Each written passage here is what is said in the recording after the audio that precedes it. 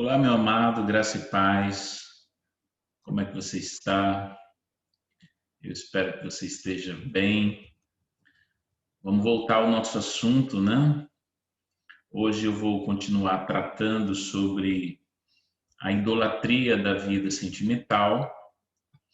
Ah, Na última conversa que tivemos, eu falei sobre o fato de muitos entenderem o conceito sobre o amor da forma errada. Passamos um tempo falando sobre a cultura que tem distorcido o significado real do amor. As músicas, os debates na TV, na internet, os filmes. E a gente fez, no final da ministração, a última ministração, a gente fez uma introdução sobre a vida de Jacó, mostrando como se dá a desconfiguração sentimental. Jacó foi uma pessoa que, ao longo de sua criação, ele não teve exemplos de amor verdadeiro, né? A mãe de Jacó o idolatrava e o pai de Jacó o rejeitava, né? Então, ele só conhecia a idolatria e a rejeição. Isso não quer dizer que uma pessoa que não recebeu amor de pai e mãe não possa conhecer o amor e amar, porque o amor de Deus, uma vez conhecido esse amor, te dá todas as condições de você poder amar. Mas Jacó, ele não conhecia Deus, né? Porque o encontro que Jacó teve com Deus foi ah, bem depois do casamento dele, lá no final, quando ele teve aquela luta com o anjo, que ele passou a conhecer Deus, e que o nome dele foi modificado de Jacó para Israel, mas antes disso ele não conhecia Deus, então não tinha como ele amar, porque ele não conhecia Deus, que é a fonte de todo o amor, e ele não teve exemplos de amor na sua casa para que ele pudesse praticar. Então, a única coisa que Jacó conhecia era a idolatria da mãe por ele e a rejeição do pai por ele. E quando ele conheceu Raquel, ele a idolatrou. E quando conheceu Lia, Jacó a rejeitou. Foram os dois sentimentos mais fortes que ele conheceu e os únicos que ele conseguiu usar em relação a alguém. Meus amados, já que Jacó tinha perdido a própria família, ele chegou a uma conclusão que a realização sentimental iria arrancar o vazio do coração dele. Porque depois que ele perde a família que tem e ele foge, a primeira coisa que ele se depara é com uma mulher linda. E a Bíblia demonstra que naquele momento os olhos de Jacó se encheram de desejo, né? De paixão por Raquel. E ele entendeu que ali era a grande chance dele retirar aquele vazio do coração dele. Então vamos tentar entender o resto da história. Labão, ele era o pai de Raquel e também da Lia, né? E como eu disse na última conversa, Jacó ele se apaixonou por Raquel, certo? Então ele queria a todo custo ter Raquel como sua mulher. E uma coisa que Labão, o pai de Raquel, percebeu em Jacó é que Jacó estava apostando toda a sua vida na área sentimental. Agora, por que eu chego a essa conclusão? Porque, meu amado, Jacó ofereceu Raquel, né? 4 vezes mais do que o preço comum de uma noiva naquela época. Eu não quero aqui trazer um comentário machista, mas naquela época era assim. Toda noiva tinha um preço naquela época. E Raquel, vamos dizer que custava mais. Jacó ofereceu 4 vezes mais do que o preço comum de uma noiva. Quando ele disse a Labão que ia trabalhar 7 anos por Raquel, eu entendo que Labão pensou, rapaz, ele está querendo muito isso. Porque eu não conheço ninguém que tenha oferecido para trabalhar 7 anos por uma mulher. Aí Jacó trabalha por 7 anos e depois chega para Labão. Labão, eu quero a minha mulher. Cadê a minha mulher? Então Labão faz uma festa de casamento com muita bebida. Eu acredito, gente, é uma opinião com base no texto bíblico. Eu acredito que Jacó bebeu de forma demasiada, né? Além disso, era da cultura da época a noiva ficar totalmente coberta com véus. Era da cultura. As casas da época não tinham energia elétrica, certo? Eu penso que houve todo um planejamento de Labão. Qual seria o plano de Labão? Embriagar Jacó, cobrir a noiva muito bem e deixar a casa onde ele ia se deitar com a esposa, deixar a casa no escuro. Pelo menos é isso que uma pessoa, quando quer enganar, faz numa situação dessa, né?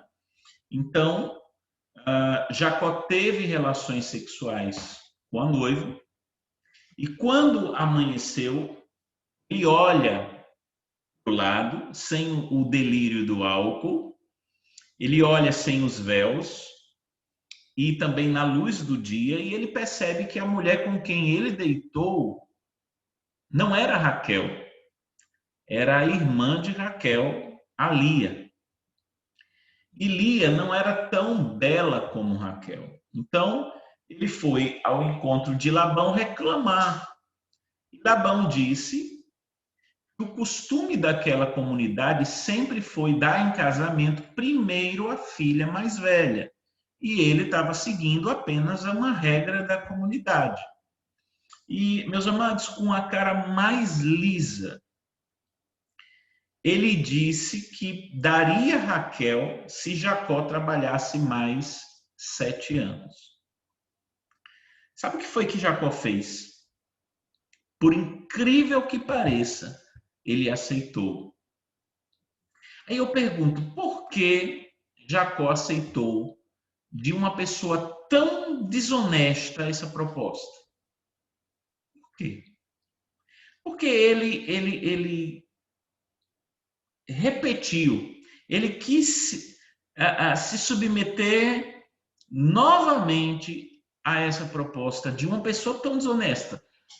Só tem uma resposta. É porque Jacó estava tomado de desejo pela Raquel. Isso era uma espécie de vício. O comportamento de Jacó em confiar numa pessoa desonesta foi um comportamento de um viciado. Raquel era uma espécie de droga que Jacó precisava consumir. E o viciado, ele fica cego, ele não pensa direito. A única coisa, meu amado, que o viciado quer é a droga. Ele não pensa com quem ele está negociando, ele não pensa com as consequências. Ele quer a droga, é a bebida, é para fazer com que essa dor saia dele. Então, seja qual for o vício, ele quer aquilo ali. O vício deixa a pessoa irracional. Na cabeça de Jacó, o relacionamento com Raquel ia fazer ele fugir da dor. No caso de Jacó, a dor era por ter perdido a família. Ele perdeu a família, ele não tinha muito sentido na vida dele, não havia razão para ele continuar vivendo. Ele queria ter uma nova razão para viver. E ele encontrou em Raquel isso. Eu, particularmente, meus amados, eu já atendi pessoas viciadas em outras. Ao longo desses 20 anos, eu já conheci muita gente viciada em pessoas. E esse vício é como o vício das drogas. Tem pessoas que acham que não podem ficar sozinhas, porque a solidão traz a pessoa de volta à realidade do próprio vazio. E ela não quer isso. Tem vários casos que eu já atendi em consultório pastoral, como, por exemplo, o caso do homem mais velho que abandona a esposa por uma mulher bem mais nova para esconder a realidade de que ele também está envelhecendo. Tem o caso do rapaz que se interessa pela moça até o momento que leva para a cama algumas vezes e depois perde o interesse.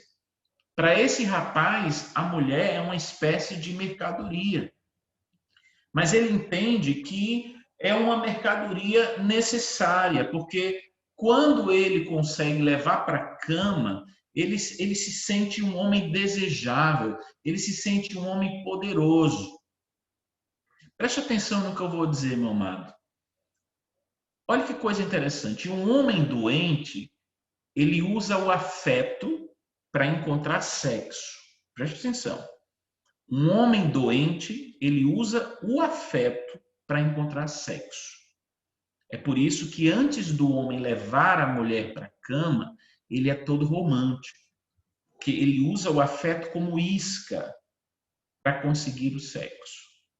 Já a mulher doente, geralmente, ela inverte, ela usa o sexo para encontrar afeto. Então, a isca que ela usa para ter a admiração de um homem, o afeto de um homem, é o sexo. Então, ela se submete às taras de um homem para, em troca, receber carinho e receber afeto. Tanto o homem, preste bastante atenção no que eu vou dizer, tanto o homem que usa o afeto para encontrar o sexo, e a mulher que usa o sexo para encontrar afeto, todos os dois estão doentes na alma. Todos os dois. Veja que o ídolo de Jacó por Raquel era o sexo, era o desejo. E o ídolo de Lia por Jacó era o sentimento. Lia, ela tinha sexo com Jacó, mas o ídolo dela era ser amada por ele, era ser admirada por ele. Aí talvez você pergunte, mas existe algum problema em alguém querer ser amada ou admirada? Não, não há problema nenhum. O problema é depender toda a sua vida no amor de alguém. Então, meu amado, os nossos medos internos, a nossa solidão, o nosso vazio fazem da vida sentimental uma espécie de cocaína. Ou então, uma espécie de automedicação. Tanto a mulher escrava emocional de um homem, como um homem que troca a esposa por uma mulher mais nova, e também o homem que trata a mulher como uma mercadoria, todos eles fazem isso não só por mau caratismo, mas eles fazem isso também pelo vazio interior, eles fazem isso pela falta de significado de vida, eles fazem isso pelos seus medos internos, pela própria solidão. Ah, pastor, mas o homem que usa a mulher apenas para a cama, ele não idolatra aquela mulher. Se ele está usando aquela mulher, ele não está idolatrando aquela mulher. Preste atenção, ele não idolatra a mulher. Um homem que usa a mulher apenas na cama, ele não idolatra aquela mulher. Ele não idolatra, mas ele idolatra o ato. Veja, ele não idolatra a pessoa, a mulher, mas ele idolatra o ato de conquistar, o ato de possuir, o ato de conseguir levar para a cama. Isso é o que ele idolatra. É por isso que ele diz, mesmo sem amor, ele diz assim, eu não vivo sem mulher. Já ouviu algum homem dizendo isso? Rapaz, tem uma coisa que eu não vivo é sem mulher. Ele fala isso sem amor. Porque a droga para ele não é a mulher, mas é todo o trajeto de conquista. A droga para o homem doente na alma é todo o trajeto de posse, é todo o trajeto de consumação, de conseguir seduzir, ir aos poucos conquistando até consumar o ato. Agora veja bem, por que Deus precisa ocupar o primeiro lugar na vida de qualquer pessoa? Isso não é um jargão evangélico, isso não é uma frase de crentezinho, não. Isso é algo indispensável, fundamental para você não morrer nessa área sentimental. Deus precisa ocupar o primeiro lugar na vida de qualquer pessoa. Por quê? Porque, meu amado, quando a mulher coloca Deus em primeiro lugar, preste atenção. Quando uma mulher coloca Deus em primeiro lugar, ela não fica refém da idolatria do compromisso. Geralmente, o sonho de uma mulher é um compromisso duradouro com um homem. E não é errado você ter esse desejo, essa vontade de ter um compromisso com um homem. O errado é quando você idolatra isso, quando você fica refém da idolatria do compromisso. Ou seja, se eu não tenho um homem ao meu lado, eu não posso ser feliz. Então, quando você não coloca Deus em primeiro lugar, você, mulher, fica refém da idolatria do compromisso. E o homem fica refém da idolatria do sexo. Como assim? Eu não sei se você já assistiu algum filme de comédia romântica, mas um dia desses, eu não lembro o nome do filme, eu estava assistindo um filme assim, ó. A mulher super sonhadora e romântica. Aquele tipo de mulher que pensa em sapatos, pensa em casamento e bebezinho, ter filhos, né? É isso. Aí ela foi para o primeiro encontro com o rapaz. Ela estava sonhando com esse encontro e foi marcado esse encontro e ela vai para esse encontro muito feliz. Depois daquele jantar, eles tiveram uma intimidade sexual. Ela voltou para casa e a primeira coisa que ela fez foi o quê? Foi ligar para a melhor amiga para dizer que a felicidade bateu na porta dela. Idolatria do compromisso. A minha vida mudou. Agora eu sou feliz. Ou seja, apostando todas as fichas naquele relacionamento. Agora veja que interessante. O rapaz, depois de ter ido para a cama com ela, voltou também para casa e a primeira coisa que ele fez foi também usar o celular, mas não para ligar para o seu melhor amigo, e sim para ligar para outra mulher. Idolatria sexual. Quando Deus ocupa o espaço que é dele no coração das duas pessoas, a expectativa da moça em relação ao rapaz não passa a ser 100%. E o que ela faz é entregar nas mãos de Deus. E o rapaz não vai voltar para casa, pegar o celular e ligar para outra mulher. Porque o ídolo dele não é o sexo. Mas Deus é o centro da vida dele. E ele sabe que Deus não aprovaria uma coisa dessas. Quando a moça, por exemplo, não muda isso na cabeça dela, essa idolatria do compromisso, ela pode acabar tendo atitudes masculinizadas de sair por aí usando os homens também. Porque a decepção que ela já teve com os homens já foi tão grande que ela começa a ter atitudes iguais aos homens com quem ela se envolveu, de tratar as pessoas como objetos. E tudo agora fica mais difícil de reverter. Eu, particularmente, eu já atendi uma moça que era viciada em Sessão da Tarde, aqueles filmes de príncipe, onde a moça era pobre, e aí ela se apaixona por um príncipe da realeza, e todos se voltavam contra ela para impedir aquele amor, e no final eles casavam e eram felizes para sempre.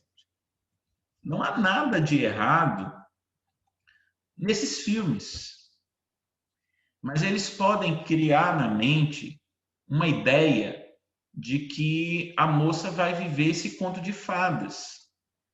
E o problema é que quando essa expectativa não é suprida, não é realizada, a mulher, por conta da dor, da decepção, da frustração, ela pode se monstrificar a ponto de não acreditar mais em nada, não acreditar mais no amor, a não acreditar mais nos homens, a não acreditar mais em felicidade nessa área. Meu amado, um outro ponto interessante, voltando à história de Jacó, Jacó casa com Raquel. E a idolatria de Jacó por Raquel produziu décadas de sofrimento na família. Olha que coisa interessante. Jacó dava mais amor e atenção aos filhos de Raquel do que aos filhos de Lia. E um dos sinais quando uma pessoa coloca a vida sentimental acima de Deus é quando a vida dessa pessoa gira em torno da outra. E todas as demais pessoas são apenas coadjuvantes em sua vida, inclusive Deus, são apenas acessórios na sua vida. E muita gente acha que isso é priorizar e amar a outra pessoa. Não, meu querido. Amar e priorizar a outra pessoa é cuidar e cultivar desse relacionamento, mas não deixar de cultivar os outros relacionamentos que você já tinha construído há muito tempo, principalmente a sua relação com Deus. Tudo que coloca um muro entre você e Deus e entre você e as outras pessoas é um ídolo na sua vida. Então, quando você está num relacionamento e não nutre os outros relacionamentos, você já transformou aquela pessoa em um pseudo-deus. Interessante é que Jacó dava mais atenção aos filhos de Raquel do que aos filhos de Lia, sendo que ele era pai tanto dos filhos de Raquel como também dos filhos de Lia. Meu amado, Lia era a filha mais velha de Labão. O texto conta que ela tinha os olhos sem brilho.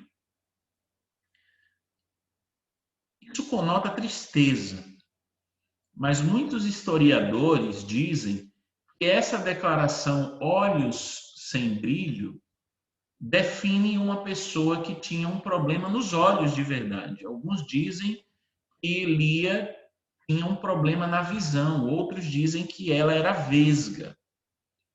Uma coisa, meus amados, é certa na história judaica: Raquel era considerada uma mulher linda e Lia não tinha uma aparência tão atraente. Então, Lia era pouco atraente e precisou passar a vida inteira na sombra da irmã. Eu acredito que na cabeça de Labão, nenhum homem se casaria com Lia ou iria oferecer algum dinheiro por ela. Talvez Labão até pensasse como é que ele ia se livrar de Lia para que Raquel pudesse se casar. Porque para Raquel casar, Lia precisava casar primeiro. Era uma regra da época. E Labão sabia que dificilmente alguém ia querer Lia e que pela beleza de Raquel, ele iria conseguir uma soma alta em dinheiro de algum pretendente. E foi aí que Labão teve a ideia de enganar Jacó. E Lia, que era desprezada pelo pai, passou a ser desprezada também agora pelo marido. Vamos ler o texto aqui, o texto base que está em Gênesis 29. Esse texto aqui, Gênesis 29. Opa. Gênesis 29, 30. Deixa eu ver se vocês estão vendo aí. Então, Gênesis 29, 30 ao 34. Ó. Olha o que aqui diz. Preste atenção. Jacó deitou-se também com Raquel, que era a sua preferida. Preste atenção. Olha o que o texto diz. Jacó deitou-se também com Raquel, que era a sua preferida, e trabalhou para Labão outros 7 anos. Quando o Senhor viu que Lia era desprezada, concedeu-lhe filhos. Raquel, porém, era estéril. Olha o que aqui diz o versículo 32. Lia engravidou, deu à luz um filho e deu-lhe o nome de Ruben, pois dizia: o Senhor viu a minha infelicidade, agora certamente o meu marido me amará. Olha que tristeza, que coisa horrível, amados.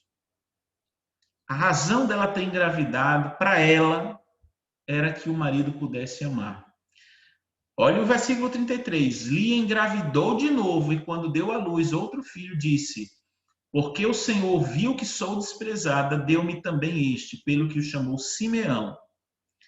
De novo engravidou e quando deu à luz mais um filho, disse: agora finalmente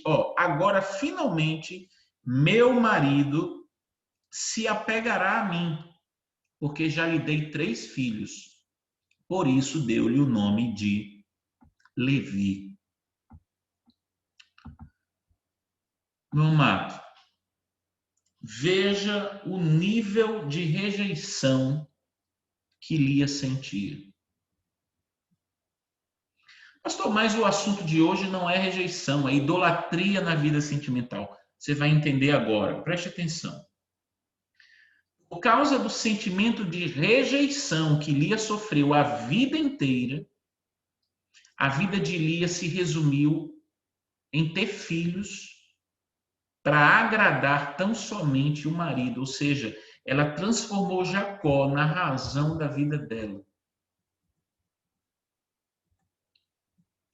Você veja que ela não fala da satisfação de ser mãe. Você não vê nesse texto ela falando da alegria de ser mãe, mas apenas em ter o coração de Jacó. Então, nesse momento, meu amado, Lia tinha uma idolatria no coração por Jacó, bem parecido com a idolatria que Jacó tinha por Raquel. Um vivia em função da vida do outro. Olha que amarração, olha que corrente séria. Lia fez com Jacó o que Jacó fez com Raquel. E o que Isaac, pai de Jacó, fez com Esaú. E o que a mãe de Jacó fez com Jacó. Lia estava tentando encontrar a felicidade, e não só a felicidade. Meu amado, não é errado querer ser feliz numa área, não é pecado. Errado é quando a sua felicidade numa área, ela passa a ser responsável pela construção da sua identidade. Aí é onde está o erro. A identidade de Lia se restringiu ao relacionamento com Jacó. A identidade de Lia foi modificada por conta da idolatria que ela tinha por Jacó. E isso foi tão sério que o nome que ela deu aos filhos estava ligado ao que ela sentia por Jacó. Veja que ela mesma disse: se eu tiver filhos, meu marido vai me amar. E aí minha vida infeliz vai ser transformada. Meu amado, apostar sua felicidade como pessoa numa área é colocar essa área num altar onde ela vai ser responsável e vai se tornar a fonte da sua felicidade. Quando eu coloco a fonte da minha felicidade em alguém, esse alguém não pode falhar comigo, porque é a minha fonte. Só que, para a tristeza dela, os filhos foram chegando e a felicidade não chegou. Então, dia após dia, Lia, ela observava o homem que ela amava nos braços da pessoa que ela sempre foi sombra, Raquel. E aqui eu gostaria de tocar em um ponto. Em relação à idolatria afetiva, nós temos dois tipos de relacionamento. Um é quando os dois se idolatram. Existem pessoas que se idolatram. E o outro tipo de relacionamento é quando um é idolatrado e o outro é o rejeitado. Jacó era idolatrado por Lia, mas Lia era a rejeitada. Eu pergunto, Lia estava certa? Não, ela não estava certa. Porque ela idolatrava Jacó, mas também a gente não pode dizer que isso justifica a rejeição que ela sofreu. E muitos homens e mulheres sofrem rejeição, né? E nem sempre sofrem rejeição porque são feios. Às vezes um homem se sente rejeitado porque a mulher não o admira como alguém interessante. Às vezes, a idolatria do homem em relação à esposa é tão grande que ele se anula e o papel do homem passa a ser exercido pela mulher. Então, nesse caso, ao invés do homem dar segurança para a mulher, é a mulher que acaba dando segurança para o homem. E a rejeição das mulheres de hoje são várias. Pode ser porque a mulher se sente feia, né? Tem mulher que se sente feia, mesmo não sendo, e por isso se sente incapaz de arrumar um marido ou cativar o coração do homem com quem ela já casou. Às vezes a mulher se sente velha e, como ainda não casou, acha que o tempo dela nessa área acabou e que agora a vez é das novinhas. Ela teve o tempo dela e agora não tem mais, e não é assim. Às vezes é uma esposa que não é levada a sério, o marido não ouve a esposa, talvez porque acha que a opinião dela não importa, e ela vive uma relação de idolatria afetiva, achando o marido bem superior a ela. Existem mulheres que acham que tem um marido superior e acabam se acostumando numa vida de subserviência, de serviçal, uma mulher que não tem coragem de dizer para o marido aquilo que afeta negativamente ela. Existem mulheres que, porque viveram um relacionamento abusivo, de sempre terem a sua opinião rejeitada, anulada pelo homem com quem ela conviveu por muito tempo, ou convive, e essa mulher entendeu que, já tem tantos anos que ele não nota isso, então eu vou me submeter e vou viver para sempre dessa forma. São várias Lias que existem na nossa época. Mas eu quero dizer uma coisa para você que talvez se ache uma Lia, desprezada, rejeitada. Deus não despreza as Lias. Eu vou repetir, Deus não despreza as Lias. Mas as Lias precisam se livrar da idolatria afetiva de achar que essa área é a razão de suas vidas. Meu amado, ninguém gosta de ser desprezado, mas Deus exalta o desprezado. E através de Jesus, por meio de Jesus, o desprezado é exaltado. A cruz é o único lugar onde reis e ladrões morrem do mesmo jeito. A cruz é um lugar onde todos somos iguais. Meu amado, Deus percebeu que Lia era desprezada. Preste bastante atenção nisso. Deus percebeu que Lia era desprezada. O desprezado, ele é produtivo.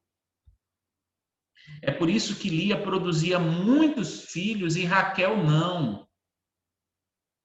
Raquel era estéril. Sabe por que Deus ele deu filhos para Lia? É porque Lia era desprezada.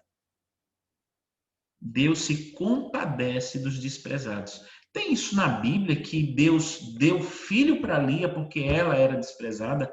Tem, está lá em Gênesis 29, 31. Gênesis 29, 31 diz aqui, ó.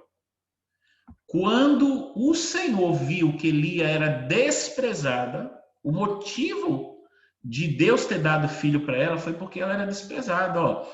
Quando o Senhor viu que Lia era desprezada, concedeu-lhe filhos. Porém, Raquel era estéril. Raquel era estéril. Deus exalta os desprezados, meu amado.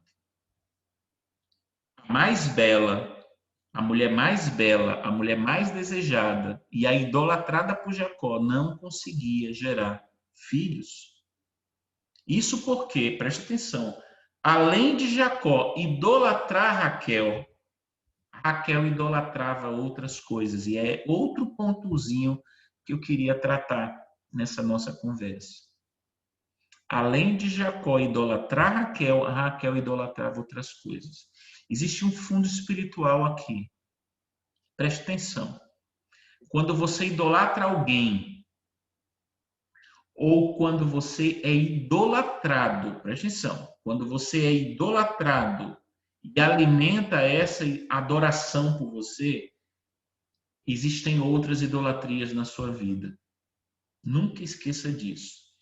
Quando você é idolatrado por alguém, é porque existe alguma idolatria sua por alguém ou por alguma coisa. Jacó idolatrava Raquel, mas Raquel idolatrava coisas. Vamos lá em Gênesis 31, do 32 ao 35. Olha o que diz. Gênesis 31.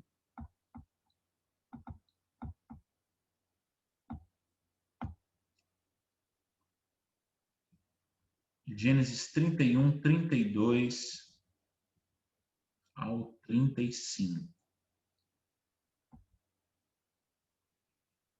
Raquel era idolatrada por Jacó. Olha o que diz aqui. Quanto aos seus deuses, quem for encontrado com eles não ficará vivo. Na presença dos nossos parentes, veja você mesmo se está aqui comigo qualquer coisa que lhe pertença e se estiver, leve-a de volta. Ora, Jacó não sabia que Raquel os havia roubado. Ídolos que Labão tinha, Raquel escondeu, roubou. Ela era idólatra. Ela era idolatrada pelo marido, mas ela idolatrava coisas. Então Labão entrou na tenda de Jacó e nas tendas de Lia e de suas duas servas, mas nada encontrou. Depois de sair da tenda de Lia, entrou na tenda de Raquel. Raquel tinha colocado os ídolos dentro da sela do seu camelo e estava sentada em cima. Labão vasculhou toda a tenda, mas nada encontrou. Raquel disse ao pai: não se irrite, meu senhor, por não poder me levantar em sua presença, pois estou com o fluxo das mulheres. Ele procurou os ídolos, mas não os encontrou. Ainda era mentirosa. Olha que coisa, né? Ela deu a entender que estava menstruada, e a menstruação na época era um sinal de impureza, E ela disse, não, eu não vou me levantar aqui. Ela colocou embaixo dela os ídolos. Não vou me levantar porque eu tô menstruada, né? Então ela tinha ídolos. Né? Vamos voltar aqui para o nosso quadro. Então, aonde que eu quero chegar? Jacó idolatrava Raquel, mas Raquel idolatrava coisas. Então, toda idolatria afetiva gera algo no mundo espiritual. Quando alguém é idolatrado por outra pessoa e alimenta essa idolatria, geralmente a pessoa idolatrada adora alguma coisa ou alguém. É uma atração no mundo espiritual. Quando eu não estou dizendo quando uma pessoa é idolatrada apenas, é quando a pessoa é idolatrada e alimenta essa idolatria. Porque ninguém tem culpa de ser idolatrado por si só. Às vezes, uma outra pessoa idolatra alguém. Mas se você é idolatrada por alguém e alimenta isso, é porque você adora alguém ou alguma coisa. Para terminar, para a nossa conversa não ficar longa, apesar de que vamos precisar de mais outra conversa, voltando a Lia, mesmo ela sendo desprezada, meu amado, ela errou quando colocou a vida sentimental em primeiro lugar.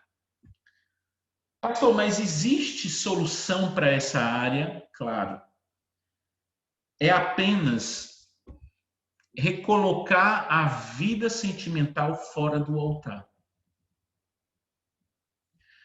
Não é tão simples assim para quem tem um hábito de sempre colocar a vida sentimental em primeiro lugar. Mas, da mesma forma que você tem o hábito de colocar a sua vida sentimental em primeiro lugar, você pode construir novos hábitos para deixar de colocar a sua vida sentimental em primeiro lugar. Você tem que reconfigurar suas ideias sobre essa área. Você tem que se convencer através de palavras e pensamentos que não é um homem ou uma mulher na sua vida que vai fazer você se tornar uma pessoa totalmente realizada. E se você não é casado e se envolver apenas com quem já reconfigurou as ideias sobre a vida sentimental, você vai estar num caminho bom. Preste atenção, se você não é casado e você conhece um rapaz, você moça conhece um rapaz, ou você, rapaz, conhece uma moça que já entende, já reconfigurou suas ideias e entende também que a vida sentimental é importante, que eu posso ser feliz na área sentimental, mas ela não é a fonte da minha felicidade total. Então você está num caminho bacana. Caso contrário, você vai ter um tempo de prazer nessa área, porque dá prazer, só que depois você vai ter um tempo maior de decepção e também de feridas não cicatrizadas. E para quem já casou, mas vive um casamento onde você idolatra o seu cônjuge ou você é idolatrado ou idolatrada, é necessário ou você reconfigurar suas ideias ou você levar a outra pessoa à renovação da mente quanto à vida sentimental. Porque o outro, ele pode estar em dois extremos. Ou te idolatra, colocando você como a razão da vida dele, ou te anula, não se esforçando em nada para nutrir essa relação. Né? Existem esses dois extremos. E geralmente é no início de um casamento que a pessoa coloca a outra como a razão de sua vida. Porque início de casamento é novidade, é algo que se esperou há um bom tempo, é algo que ainda não caiu na rotina, mas existe o outro extremo, que é quando o casamento já passou por algumas fases, alguns anos de convivência e de idolatria pelo outro, o casamento virou uma espécie de cada um por si. Porque agora eu já conheço o seu defeito, você já conhece o meu defeito, eu já me decepcionei com você, você já se decepcionou comigo, eu já pisei na bola com você, você já pisou na bola comigo, então agora é cada um por si. Então, não existe mais o cuidado em nutrir o amor pelo outro. E agora o casamento, às vezes, só existe por causa dos filhos ou por uma questão de conveniência para não ficar sozinho.